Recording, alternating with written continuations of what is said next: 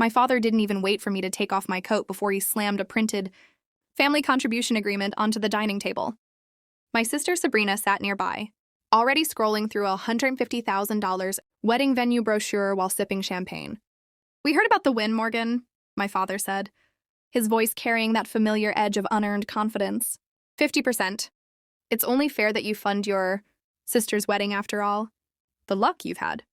They saw me as a resource to be mined until depletion, a natural deposit of cash they hadn't liquidated yet. They thought I had won a lottery jackpot. But as a strategic risk analyst, I don't play games of chance. I eliminate liabilities. What they called a win was actually the finalization of a 3-year plan to buy up their predatory debts and the deed to their house.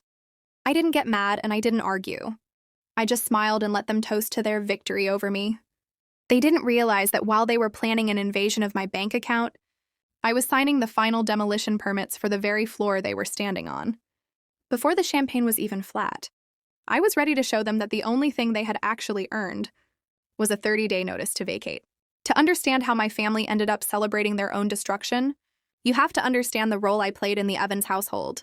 For 15 years, I was the invisible wallet, the one who stayed in the back of the house while my sister, Sabrina, occupied the spotlight. My parents, Richard and Susan, viewed my success not as an achievement to be celebrated, but as a communal asset they simply hadn't liquidated yet. I was the machine in the basement that kept the lights on, while they were ashamed to even let the guests see the generator. The dynamic was simple. I was the capable one, which in their language meant I was a subscription service they had forgotten they were paying for, mostly because they weren't the ones paying. For years, I had normalized their cruelty. When my father made bad investments and lost a chunk of his portfolio, I was the one who transferred $5,000 a month to keep their home heated. When Sabrina needed her emergency, credit cards consolidated so she could maintain her influencer lifestyle, I wrote the $12,000 check. I told myself I was supporting her dreams, but looking back, I was just feeding a parasite that viewed me as a utility rather than a sister. Sabrina was the golden child, a woman who perfected the role of the fragile victim since childhood. She didn't see people as human beings. She saw them as mirrors intended to reflect her own beauty and status. If someone didn't enhance her image, they were a crack in her reflection. My parents beamed when she showed off her designer gear, but they never mentioned that I was the one covering her health, insurance premiums, and loan documents. They loved the product of my labor, but they despised the producer. The lottery rumor started because I finally decided to retire from the role of family savior. I had spent months quietly buying up the predatory debt my father had hidden for years. I didn't do it to be kind. I did it to gain leverage. In the world of strategic risk, you don't play defense, you assess the hazard and eliminate the liability. When they saw the large wire transfers hitting my local accounts, they assumed I had hit a jackpot. They didn't realize I was actually sanitizing a crime scene. The entitlement reached its peak when Sabrina got engaged to Blake, a man who burned through $40,000 of my money on startups that were really just leases on sports cars. They began planning a hostile takeover of my life. I actually overheard them huddled around the dining table, like generals mapping out an invasion.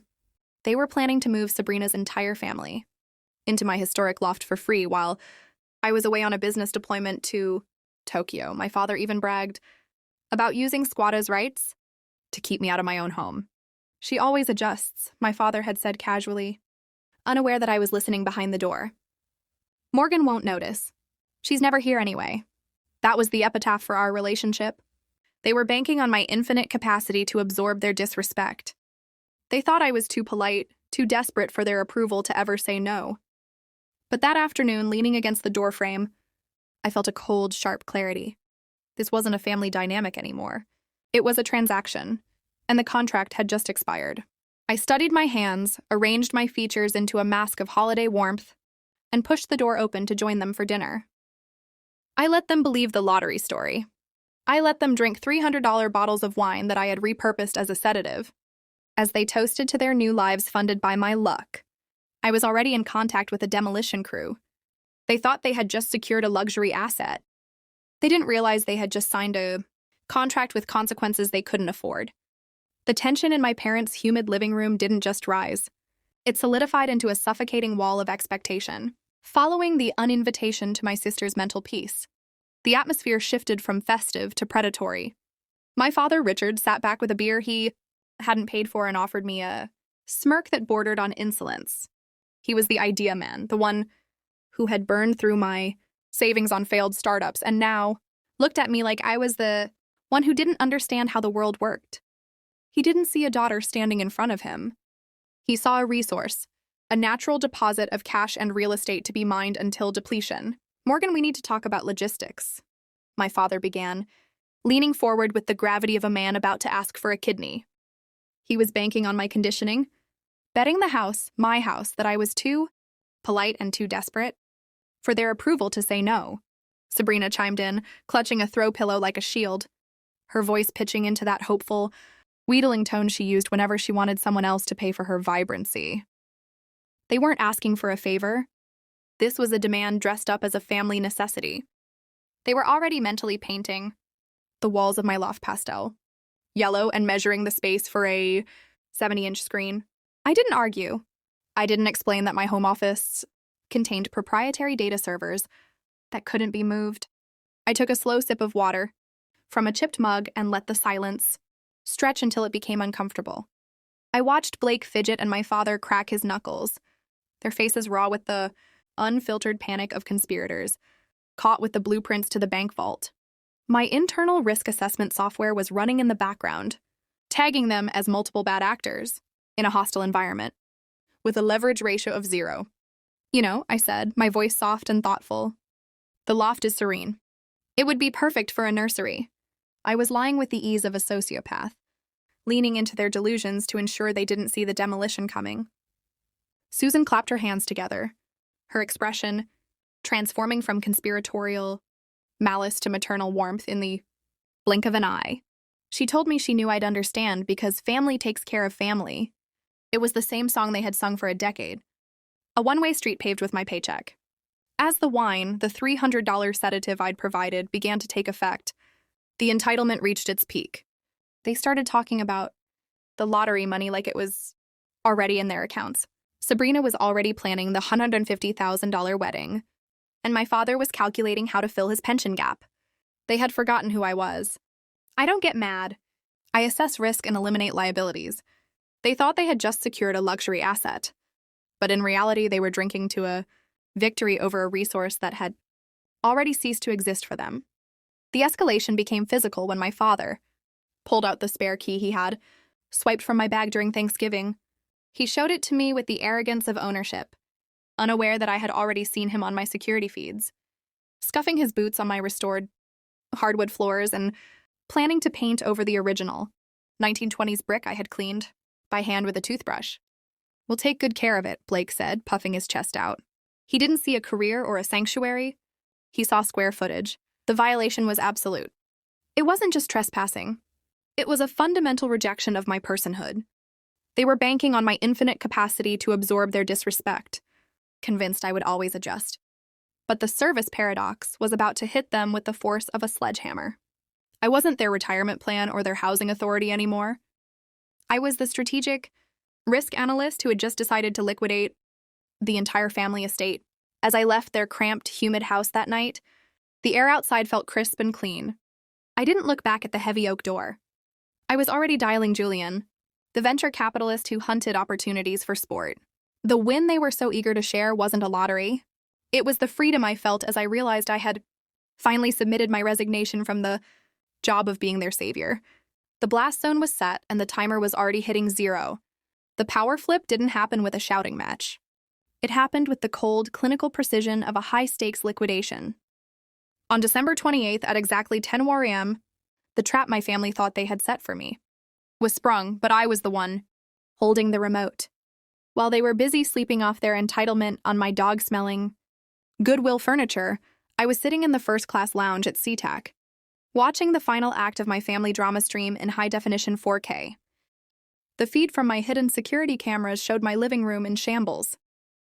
They had moved in the night before, just as I predicted, treating my sanctuary like a college dorm room after a frat party. Pizza boxes were stacked on the antique table, and Blake was asleep on the sofa, drooling onto a cushion while my sister, Sabrina, waddled into the frame, She was complaining about the lumpy mattress, unaware that I had replaced my luxury bed with a bag of gravel from a thrift outlet. My mother, Susan, was already talking about selling this junk to buy new furniture, once again treating my life as a communal asset to be liquidated for their comfort. Then the front door didn't just open. It was unlocked by a key I had handed to Julian's head of security. The power flip was physicalized by the entrance of 3 men in dark suits and a crew of 6 construction workers in hard hats, carrying sledgehammers and crowbars. My family froze, their guilty faces snapping toward the intruders with the raw, unfiltered panic of conspirators caught in the vault. "I'm Marcus Stone, head of security for Apex Development," the lead man announced, his voice a flat, unyielding baritone. "You are trespassing on an active construction site." My father, Richard, let out that arrogant attorney laugh he used to intimidate people he deemed beneath him. "My daughter owns this loft. We have her permission." "Morgan King sold this property on December 26th, Stone countered calmly, checking his watch. "The new owner has ordered an immediate gut renovation. Demo starts now." Before my father could even process the words, the first sledgehammer hit the drywall with a sound like a gunshot. Dust plummeted into the air, coating the old Boston aesthetic they were so desperate to curate. Sabrina screamed, clutching her belly and playing the fragile mother card. "But physics doesn't care about your engagement party or your pregnancy." Stone gave them 5 minutes to vacate before everything left inside was declared debris. Watching on my screen, I felt a strange clinical fascination. I was witnessing a narcissistic injury in real time. They weren't screaming because they were homeless. They were screaming because their reality was fracturing.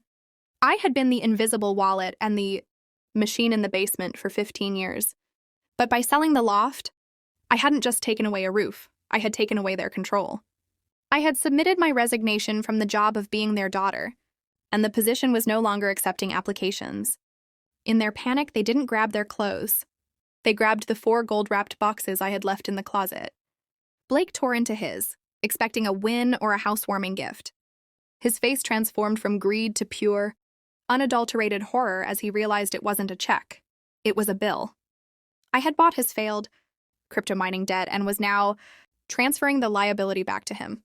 Susan gasped as she saw the cancellation of the credit card she thought was limitless, and Sabrina wailed over her canceled health insurance. The walls were literally coming down around them, exposing the rot of their entitlement. As they were chased out into the hallway by the dust of my former life, I took a slow sip of my champagne. The parasite had finally realized the host was dead, and the host was already 30,000 feet in the air, headed toward a silence they could never penetrate. The silence in the mahogany row conference room was the first thing they couldn't buy. My parents and Sabrina sat across from me, looking like a collection of broken props from a play that had been canceled mid-performance. My father, Richard, had tried to file an emergency injunction to stop the sale, claiming I was mentally unfit and that I had stolen family assets to fund my Tokyo disappearance. He brought a lawyer who specialized in bullying waitresses and small-time contractors, but as I sat there with my lead counsel, the air in the room became clinical and cold. "Morgan, honey, just tell them it was a mistake," my mother pleaded, her voice carrying that high, wheedling tone she used when a credit card was declined. "We're family. You can't just erase 15 years of love over a little housing misunderstanding." I didn't answer. I looked at her, with the detached curiosity of a strategic risk analyst, observing a failing asset.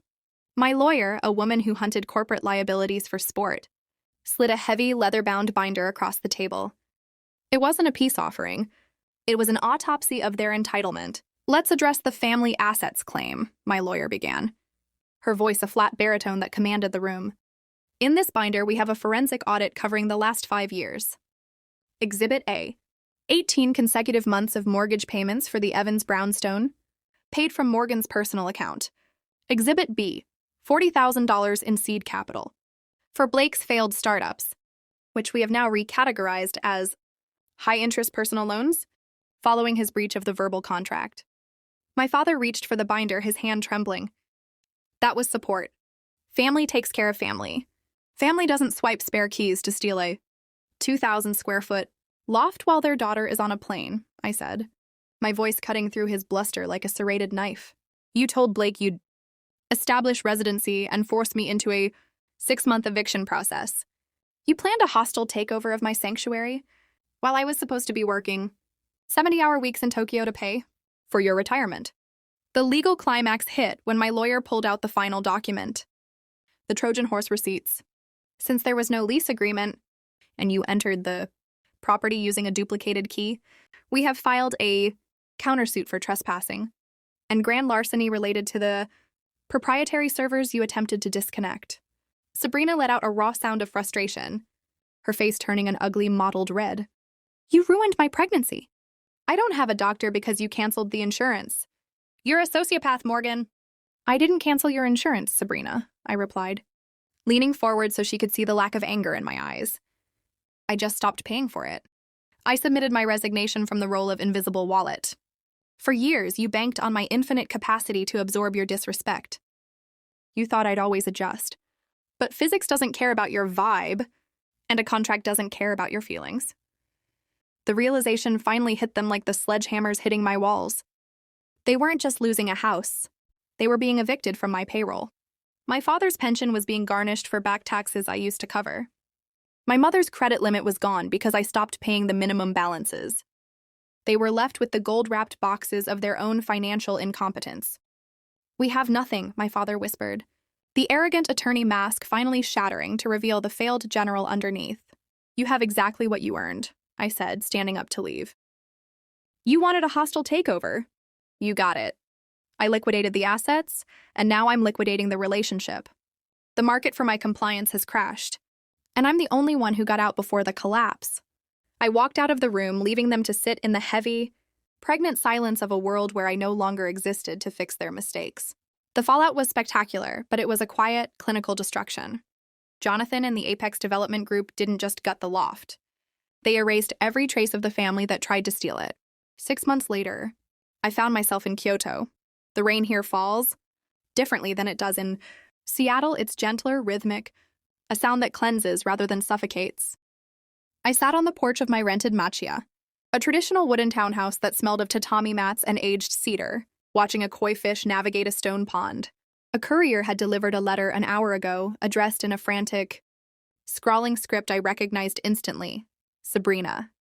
I didn't open it immediately. I finished my tea first, savoring the silence I had fought 15 years to earn. When I finally slid the letter opener under the flap, the words were exactly what I expected. They were staying in a motel off the highway because Blake's mother had evicted them after discovering the debts I had stopped covering. My mother was working retail, standing on her feet for 8 hours a day, and my father's pension was being garnished to pay the back taxes I no longer handled. Are you happy now? The letter asked. You won? You destroyed us. I read the lines twice, waiting for the familiar landslide of guilt to hit me. In the past, I would have been on the phone to a realtor, arranging a safe house or wiring cash to fix a mess I hadn't made. But today I felt nothing. It wasn't hatred. Hatred is an active connection. This was the quiet quit of the soul. I had submitted my resignation from the job of being their daughter, and I wasn't accepting applications for rehire. The revenge glow wasn't about the $360,000 in cash or the first-class flights. It was this silence. It was the peace of knowing that my resources were finally, irrevocably my own. I folded the letter and placed it in the recycling bin, next to yesterday's newspapers. They tried to take my sanctuary, so I gave them the only thing they had truly earned: consequences. I looked back at the garden, took a deep breath of the damp cedar air, and realized the view was finally perfect.